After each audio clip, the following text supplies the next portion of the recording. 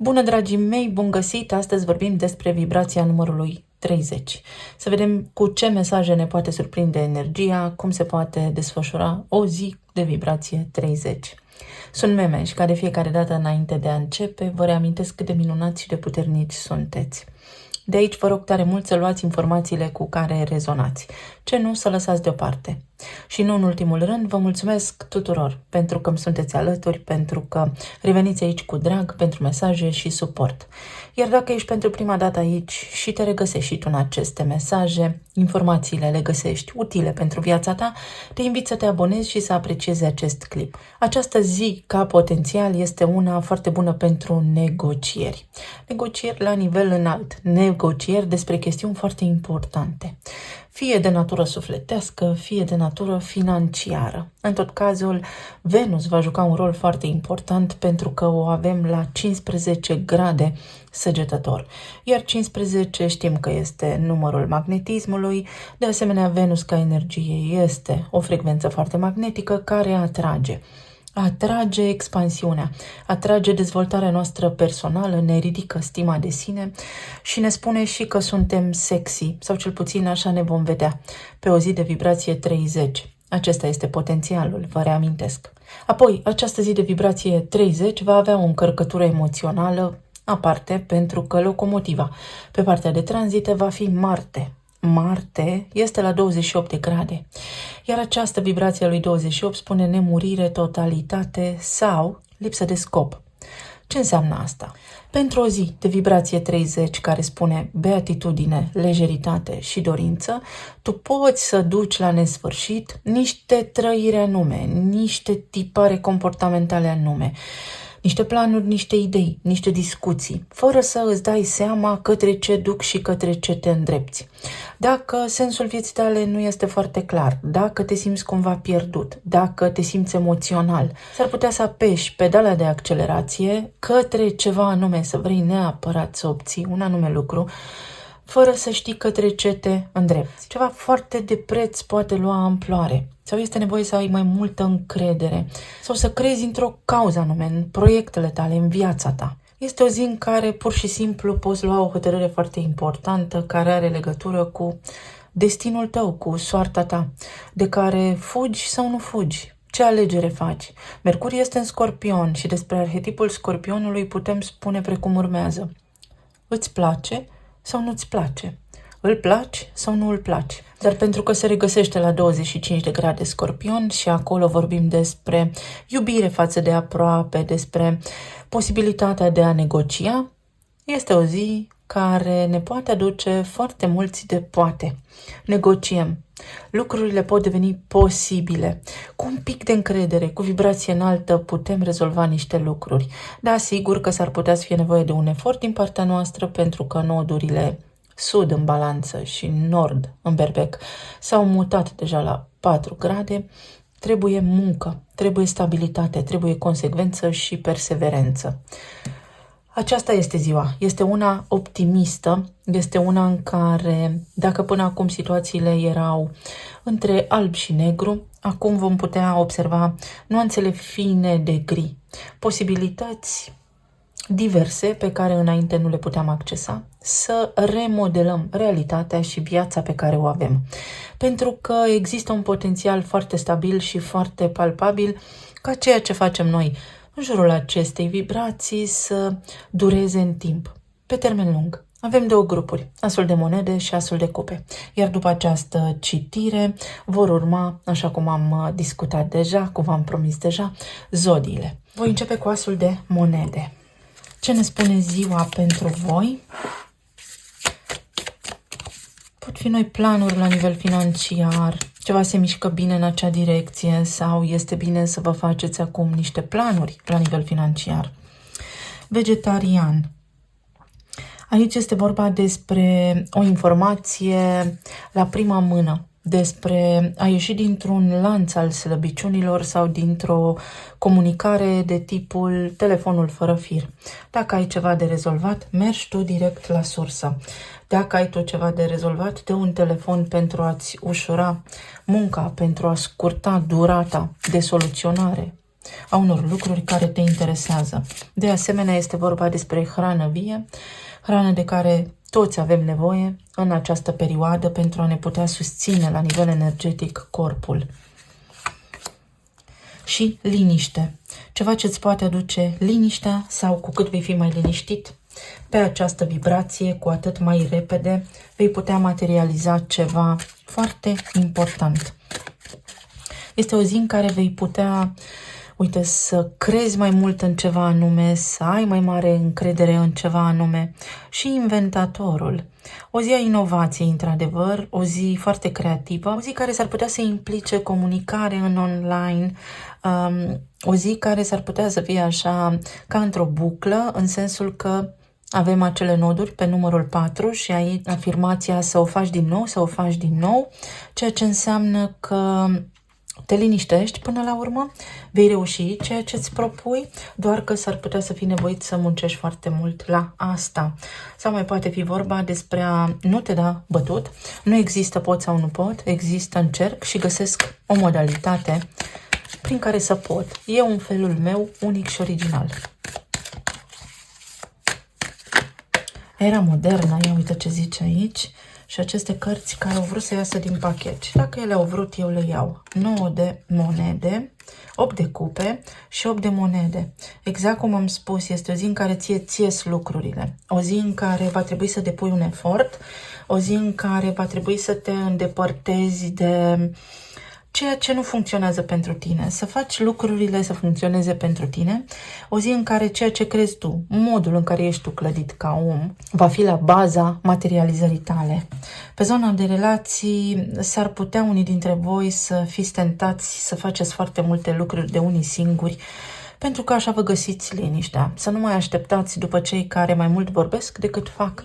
Sau o zi, așa cum am spus, pentru că Mercur este în Scorpion și vorbim foarte tranșant, faci sau nu faci, deși energia ne susține să negociem, uite, s-ar putea să existe un poate. Poate fi și o zi foarte emoțională, pentru că Marte este încă în Rac, la 28 de grade, și acest lucru înseamnă prosperitate, dar poate fi și foarte multă abundență emoțională. Pot fi chestii care au legătură cu casa voastră, cu îndeletniciri casnice sau cu treburi administrative în care vă simțiți nesprijiniți de ceilalți locuitori ai casei, de familia voastră, de oamenii alături de care locuiți, sau este nevoie să investiți niște bani în casă. Pot fi chiar și cumpărături pe care să le faceți și veți vedea că este un echilibru acolo, că se aliniază cererea cu oferta. Pentru cei care sunteți singuri, este o perioadă foarte bună în care să nu fiți emoționali, ci să vă orientați pe lucrurile practice din viața voastră, să încercați să vă găsiți sensul și direcția, pentru că așa veți putea materializa o potențială relație de cuplu.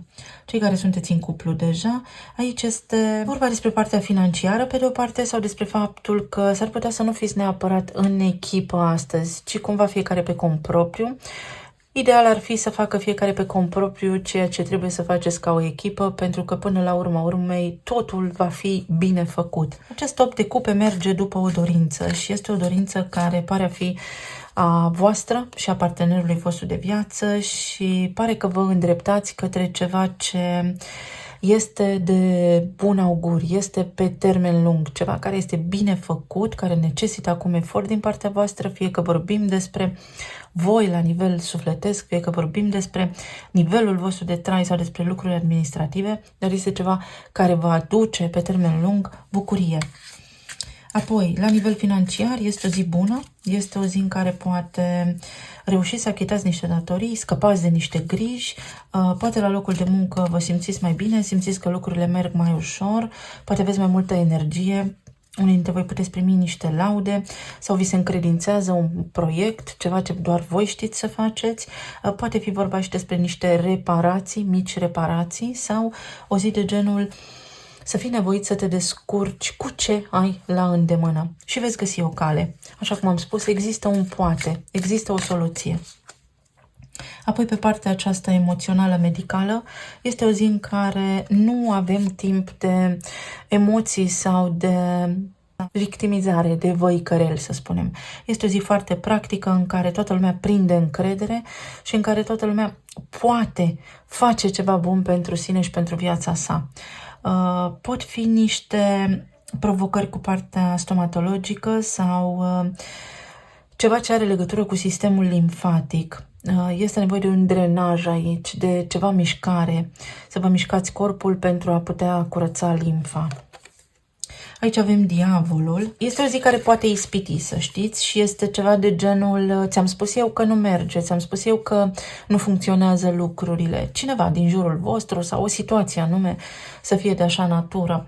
Însă voi de îndată ce vă dați seama că aveți controlul asupra lucrurilor și că puteți lua voi niște hotărâri pentru a vă schimba situația, starea sau soarta, vă eliberați și veți face ceea ce trebuie pentru a rezolva acele lucruri. Nu vă lăsați copleșiți și nici atrași în capcanele celorlalți. Pot fi și niște cheltuieli pentru casă aici. Eremitul, este mai bine să vă vedeți de drumul vostru, să încercați să reduceți conversațiile cu ceilalți, cel puțin în această perioadă, să găsiți voi singuri o soluție. Avem și numărul 3, din nou împărăteasa și leul. Pot fi chestiuni legate de copii sau de cursuri. Mai pot fi și foarte multe drumuri pe care le aveți de făcut sau ceva ce are legătură cu familia voastră extinsă. Dar uite că obțineți ceea ce vă doriți. Vedeți, 8 de cupe merge clar către 9 de cupe și este o zi în care dacă nu ascultați de ceilalți sau dacă treceți peste starea pe care o aveți, peste tot ceea ce credeți voi în mod normal și mai căutați o soluție, îl căutați pe poate. Și spun asta pentru că Saturn este la 12 grade, adică ne arată posibilități diverse prin care să facem lucrurile, poate nu atât de tradițional precum ne-am obișnuit, veți găsi niște soluții. Până la urmă, ziua aceasta va fi una foarte utilă, dar și consistentă și productivă, să spunem, pentru voi. S-ar putea să fie aici cineva care s-a retras, dar să știți că acea persoană este foarte, foarte ocupată. Este o persoană ocupată care acum are această prioritate de tip financiar, lucrează la ceva foarte, foarte important și are și niște frustrări la pachet sau niște lucruri de care se tot ocupă, care nu ies, și în cazul în care ați discuta să fie foarte evazivă această persoană sau să vorbească scurt și la obiect, pentru că este prinsă și cuprinsă de gândurile sale sau de lucrurile care îi captează toată atenția.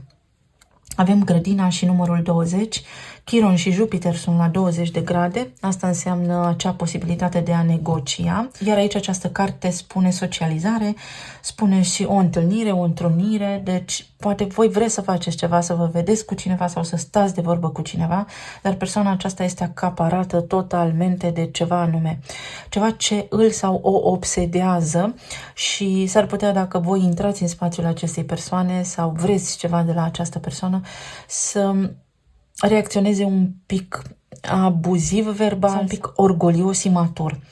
Însă tot răul spre bine, veți vedea că lucrurile se liniștesc, că lucrurile vor fi așa cum trebuie. Voi veți obține mulțumirea sufletească pe care o căutați. Vreau să văd diavolul aici, cu ce ispitește.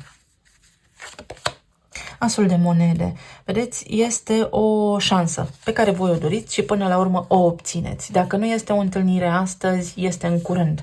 Dacă nu este o șansă astăzi, este în curând. Dacă nu este o conversație astăzi, este în curând. Dacă nu este un rezultat concret astăzi, este în curând. Timpul se comprimă și se dilată în funcție de puterea voastră de a crede că reușiți. Este o ofertă, poate fi o promisiune de la un șef, de la o șefă care a întârziat să apară sau așteptați o promisiune în legătură cu o chestiune importantă la locul vostru de muncă. Vine. Toate cele vești, toate cele răspunsuri, toate cele confirmări nu vor întârzia prea mult să apară. Înger gardian. Hai să spunem că aveți pe cineva care vă protejează. De partea voastră să spunem că trebuie să aveți mai multă încredere într-o putere superioară care are grijă de voi și că în acest moment voi, dacă nu sunteți în locul în care vă doriți să fiți sau alături de cineva anume, este pentru că sunteți protejați. Și veți înțelege acest as de monede, veți înțelege că sunteți cumva ținuți, vedeți, în afara acestui gard. Aici avem niște oi, niște oițe și dacă voi vă simțiți supărați astăzi, neîmpliniți, ca un fel de oaie neagră, să spunem, metaforic vorbind, desigur, este pentru că nu aveți ce să căutați într-un anume loc. Sunteți feriți, sunteți protejați. Pe de altă parte, este vorba despre o sumă de bani, despre niște bani care vin, crește ceva la nivel financiar. Sigur că da, economia oricum la nivel global este la pământ, dar uite, fiecare dintre voi, fiecare dintre noi reușim totuși să facem ceea ce trebuie pentru a trăi, nu doar pentru a supraviețui. Este vorba și despre o întrevedere, este vorba și despre un loc în care chiar vreți să ajungeți și cineva face posibilă o anume întâlnire, o anume ieșire în oraș pentru voi. Energia este foarte bună. Cumva la sfârșit de zi veți fi liniștiți și mulțumiți. Să vedem ce ne spun și talismanele.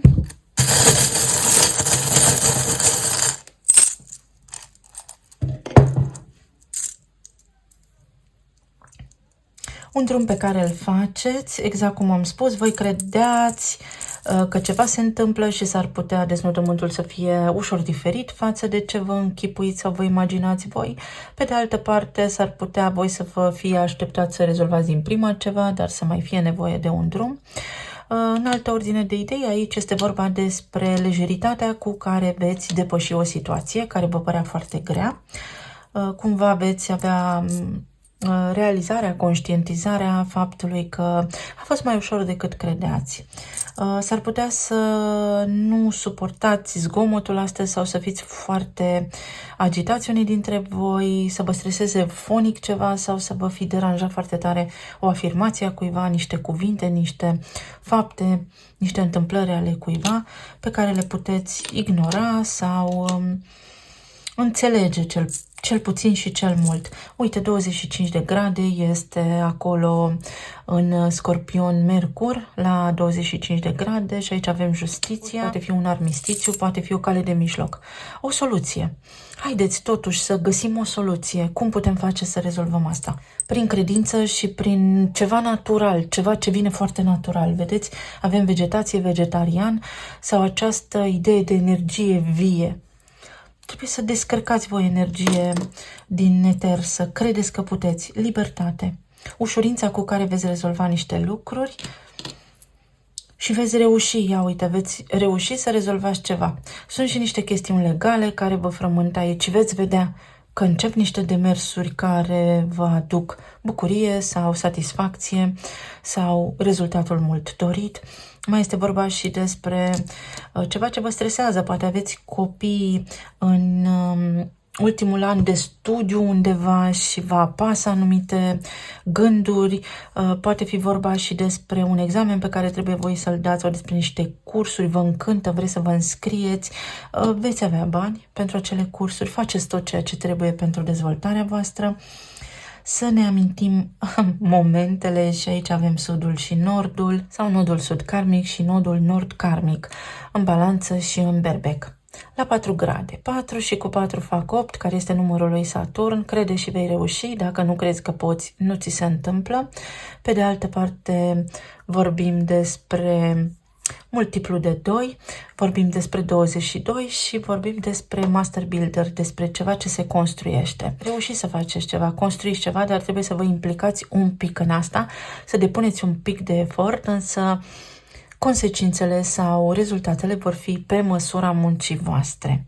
Pe de altă parte, atenție la nas, atenție la tot felul de lucruri care se întâmplă în perioada aceasta, răceli și alte impurități din aer. Dacă aveți posibilitatea să achiziționați un aparat din acela care purifică aerul în casă sau să vă feriți poate de locuri aglomerate, de poluare, nici nu mai știu, sincer, pentru că oricum sub cerul liber suntem toți. Pentru alții dintre voi, atenție la piept, atenție la sâni, aici este zona racului, poate aveți legătură cu un rac sau cu un berbec sau este cumva ultima presiune, ultima 100 de metri până ce Pluto iese de pe axa și de pe umerii semnelor cardinale, respectiv Berbec, Rac, Capricorn și Balanță. Și apoi intră pe cealaltă energie fixă unde avem Taurul, Leul, Scorpionul și Vărsătorul.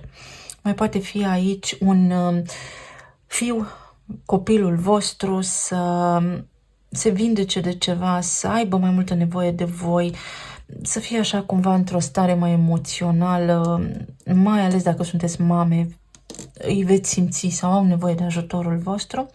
Iar pe de altă parte, aici energia spune că iese soarele și avem soarele mic. Eu vă mulțumesc, vă doresc să aveți mult bine, să fiți bine sănătoși, să ne reauzim cu bine data viitoare. Pentru cei care ați ales asul de cupe, să vedem cu ce ne îndulcește astăzi ziua, vibrația lui 30.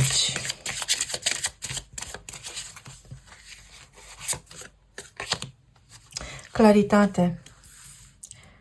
Claritate, foarte multă claritate, foarte interesant. Se prinde un bec, apare o idee, primiți un răspuns, se clarifică ceva, știți ceva, aflați ceva sau găsiți o modalitate prin care să rezolvați o situație complicată sau ceea ce aveți voi de făcut, care nu trebuie să fie neapărat complicat. Atenție la gât, la răgușeli, la laringită, la ceea ce vă rămâne nespus acolo. Aici este un mesaj care spune să îți spui ție adevărul, să îți admiți adevăratele sentimente despre tine ție, să fii tu atent la starea ta astăzi. Poate nu ești sincer cu tine sau poate ți-e frică de ceva. Există aici ceva ce s-ar putea să te blocheze. Ori s-ar putea să fie avut o părere greșită despre tine sau să fie nevoie să-ți ridici un pic stima de sine, pentru că am spus că Venus este la 15 grade Săgetător, care înseamnă sunt sexy și știu asta, iar tu să nu te vezi apreciat, să crezi că nu ești suficient de bun, să îndeplinești un rol anume, să faci ceva anume, orice s-ar întâmpla în viața ta, să știi că ești minunat și că poți. Uite. Ai o percepție cumva distorsionată sau greșită despre tine, ai impresia că ești singur într-o relație sau poate nu ai impresia, poate chiar ești singur într-o relație, chiar și singur în doi. Și aceasta este o carte care ne-a apărut la citirea săptămânală.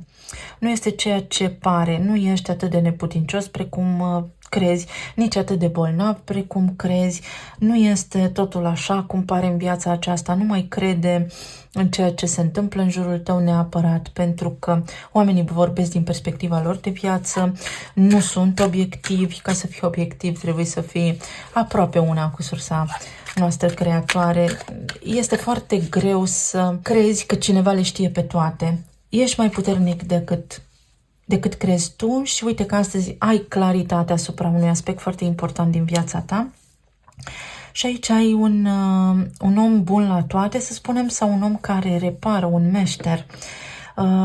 Este o energie care rafinează ceva. Poți corecta ceva la tine astăzi, te poți vindeca, exact cum am spus, nu ești nici atât de bolnav precum pare, sau poate ar trebui să faci niște analize ca să te convingi că ești bine, poate ai fost foarte temător, foarte meticulos, ai acționat așa cumva în umbra unor credințe, dar care nu te avantajează, ci mai degrabă te dezavantajează, să îți recuperezi skill-urile, să crezi că ești bun, că ai capacitatea să faci absolut orice lucru.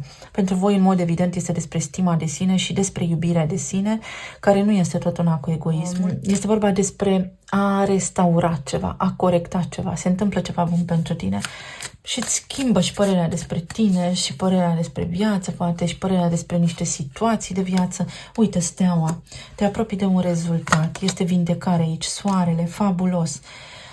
Este ca și când, și nebunul, ai numai arcane majore, aproape că simt așa cumva cum te-ai luptat cu niște lucruri, cum ai încercat să faci și cum pentru fiecare eveniment și situație în parte ai luptat și ai intrat într-un conflict puternic de devalorizare, unde nu te-ai simțit iubit, apreciat, unde ai crezut că tu nu contezi, iar energia aici vine și îți spune tu contezi. Tu contezi în primul rând pentru tine, pentru că cea mai lungă relație în această viață cu tine și părerea ta despre tine este cea mai importantă și apoi a celorlalți, pentru că nimeni nu te poate cunoaște mai bine decât tu însuți sau tu însăți. În zona relațiilor este ceva foarte bun care se întâmplă aici. Se poate întâmpla ceva absolut fabulos. Este vorba despre o regenerare sau trebuie să te întrebi: mai vreau, nu mai vreau, te iubesc, nu te iubesc, mai pot, nu mai pot, vreau să facem asta sau nu vreau să facem asta. Este strict despre tine astăzi și despre vindecarea ta, despre ființarea ta, despre chintesența ta divină. Este ca și când ai fost într-o etapă de negare, n-ai vrut să admiți ceva, cum te raportezi tu la un anume eveniment sau la o anume persoană și astăzi ți se spune: fii sincer. Fii sincer pentru că nu te judecă nimeni. Trebuie să te gândești și la ce vrei tu. Și uite, poți să o iei de la început sau poți să ai încredere. Poți să ai încredere că și dacă îți dorești ceva bun pentru tine, primești. Poți să ai încredere și că te poți vindeca, poți să ai încredere și că ești iubit. Sau poți să ai încredere în hotărârea ta, în dorința ta în această viață. Sigur că aici se poate naște un frumos potențial în care să cunoști pe cineva, dar trebuie să fii foarte realist. Avem o casă a 6-a în astrologie în balanță, care vine cu echilibru între minte și suflet, pentru că s-ar putea una să spui și alta să simți, una să gândești și alta să faci, și atunci trebuie să te echilibrezi puțin, să fii atent la ce rostești. Apoi, pentru cei care sunteți în relații de cuplu, este jovialitate sau este o zi care vindecă, este o împăcare puternică, este o aliniere puternică între tine și partenerul tău de viață. Este un acord comun, este un acord, batem palma să fie bine pentru toată lumea, sau poate fi vorba despre până aici, să intri în cealaltă emisferă, să spunem, a lui Mercur în Scorpion, acolo la 25 de grade, și să spui: oricât de mult aș vrea să fac eu lucrurile să fie bine, de dragul tău te las, du-te, fă ce vrei tu, eu îmi văd de viața mea. Asta nu înseamnă că nu te iubesc, înseamnă că trebuie să am și eu grijă de mine, să fiu bine. Eu nu sunt bine degeaba, suntem într-un cuplu. Este cineva aici care înțelege cât de puternică este conexiunea cu tine. Apoi, în zona planului financiar, ți se îndeplinește o dorință, primești un răspuns, te hotărăști să faci ceva nou, ceva de bine se întâmplă pentru tine. Este un eveniment foarte plăcut care îți redă încrederea, este acea rază de credință pură care te face să vezi către ce mergi de acum înainte. Pur și simplu cad una câte una iluziile în legătură cu modalitatea în care lucrăm, sau poate fi vorba despre a reveni la o meserie anterioară, despre a face mai puțin la locul de muncă, a-ți păstra puțin din energie, pentru că dacă lucrezi pentru altcineva, îndeplinești visul al cuiva și nu pe al tău. Sunt și niște bani pe care îi poți încasa începând cu începutul lunii, exact așa. Mai apoi, în zona planului medical, este o vindecare, este un rezultat bun la nivel de sănătate sau este o hotărâre pe care o poți lua pentru regenerare. Există atâtea alternative naturale pe care să mergi. Trebuie doar să admiți ceva, să vrei tu să te vindeci. Avem o rege de bâte, cineva care ia o hotărâre foarte importantă astăzi, care poate te implică pe tine sau tu iei această hotărâre. Este cineva care vine la datorie, care își asumă cu foarte mult curaj responsabilitatea și rolul pe care îl are în viața ta. Îndrăgostiții, cineva care alege binele. Este o alegere a binelui. Un pic de grijă trebuie avut aici, în schimb, pentru că regele acesta de bâte este curajosul, dar este și ușor egoist, un pic manipulator. Și avem și un rege de cupe. Cineva vine hotărât către tine astăzi, te ajută. Poate nu neapărat soțul, soția, poate nu neapărat în zona aceasta a relațiilor de iubire, dar este o cerere și o ofertă întâlnindu-se la mijloc. Este totuși o negociere Poate fi vorba despre ceva ce are loc la locul de muncă, o reușită acolo, un mentor, cineva care îți dă dreptate, cineva care îți recunoaște meritele, efortul depus. Poate fi o propunere nouă de loc de muncă, poate fi o dezlegare, o posibilitate să ieși din codependență, o posibilitate să te desprinzi de un trecut greu, de niște lucruri grele, să închei niște proiecte grele sau să scapi de ceva care a devenit neplăcut în viața ta. Foarte multe lucruri bune. Regele de bâte, să vedem ce ne spune. Bucurie. Un eveniment care te bucură astăzi. Cineva te întâmpină cu drag, cineva te ajută cu drag. Poate fi vorba și despre partenerul de viață sau cineva din familia ta. Poate fi un frate, poate fi un unchi sau poate fi orice gen, soră, mătușă.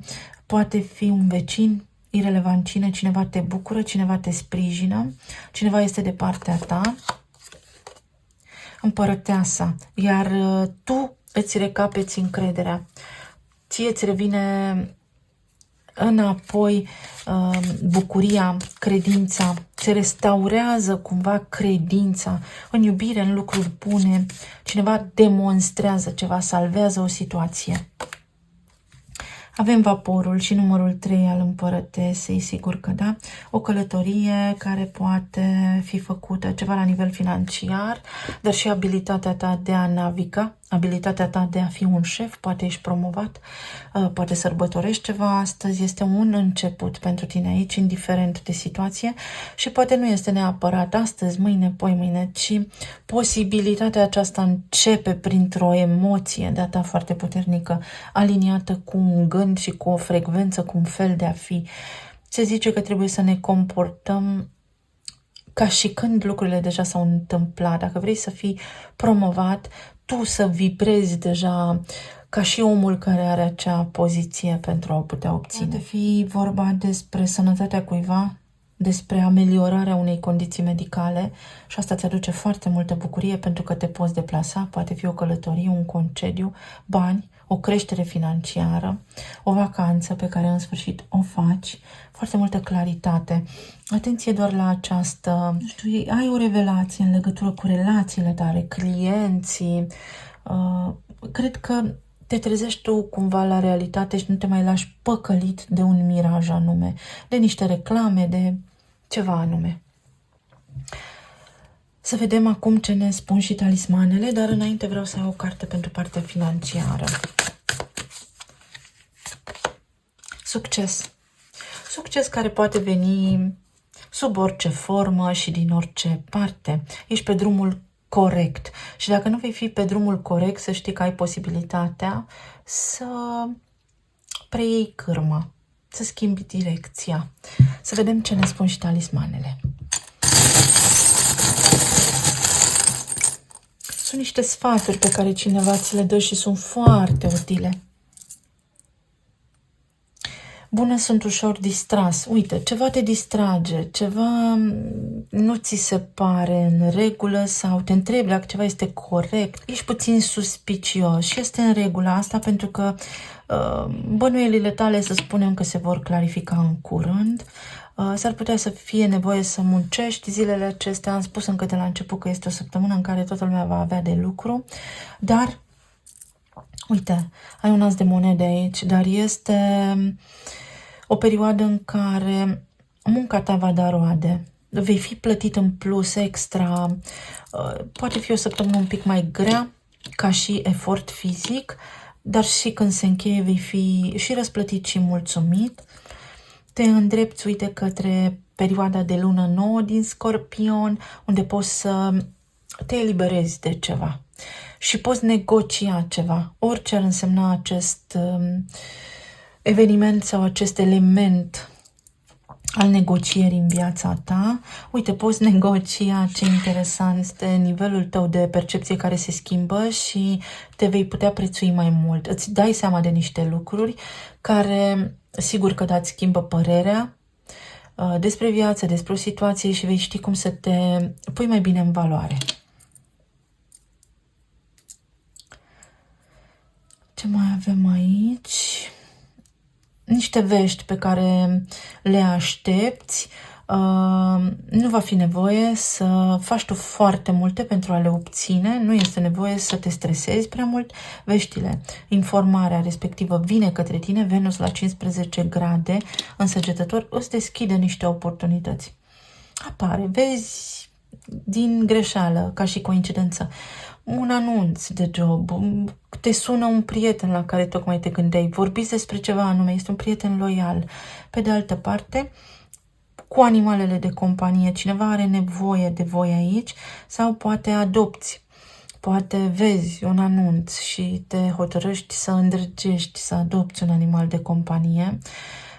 Eu am foarte multe asociații pe care le ajut pentru că aici am eu călcâiul lui Ahile, aici am punctul cel mai sensibil dintre punctele sensibile. Am descoperit acum un băiat care are grijă de cai și îi salvează, ceva de genul acesta, dar să știți că animalele au acest sens foarte puternic de a-ți declanșa trezirea spirituală, de a te face mai bun. Nu par, poate, dar animalele ne fac mai buni. Sunt aici pentru noi să ne ajute. Faetonul, o călătorie pe care o faci, un prieten, o prietenă sau faci ceva cu sens, ceva cu foarte mult sens, te ajută cineva, îți ușurează cineva o sarcină, o treabă, primești ajutor și aici avem inițiala I.